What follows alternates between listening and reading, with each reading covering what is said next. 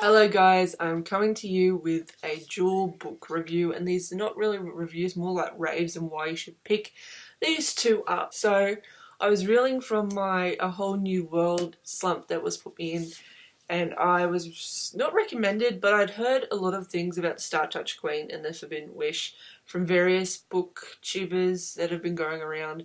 So I picked these two up and they did not disappoint. So we'll start off with this one, which is the Star Touch Queen. And this is a story about a girl who lives in a palace, and she's been given a horoscope that when she marries her husband, she will be the source of her husband's death.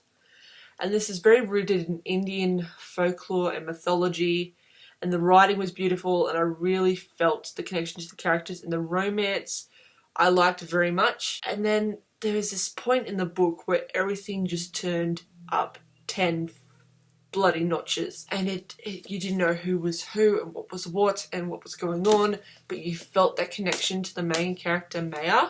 I call her Maya, she might pronounce Maya, I don't know, but I'm just going to say Maya. I love this book, and the night bazaar, which was the main thing that drew me in, was so intricate and so wonderful, and it is only briefly described in this book, but its impact was just and I liked all the mythology and learning about Indian culture stuff through this book, and it spurred me to look into more stories rooted in that culture because I want to just experience all of it.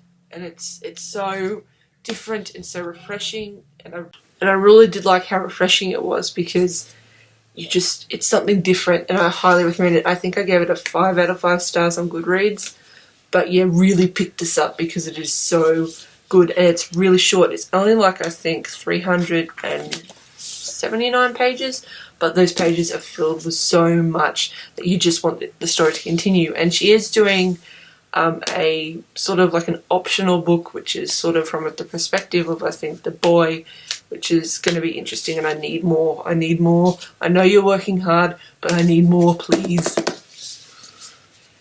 And then we come to an Aladdin retelling, which, by the way, I actually thought that when I heard a female genie, she looked like this, and I'll put a picture of what I thought she looked like, which made it spectacular when I read her description. She is so good. I love the story. I loved the reinterpret Aladdin story in a way that I've never really read it before, and it's really about intrigue and deception and just playing cat and mouse with one's identity and one's guilt towards a particular event, which is explained in this book. And if we do not get a Sinbad retelling after this book, because it was teased at the end of the tale, I don't know how I'm going to survive, because I need more retellings from this author, because it was beautiful.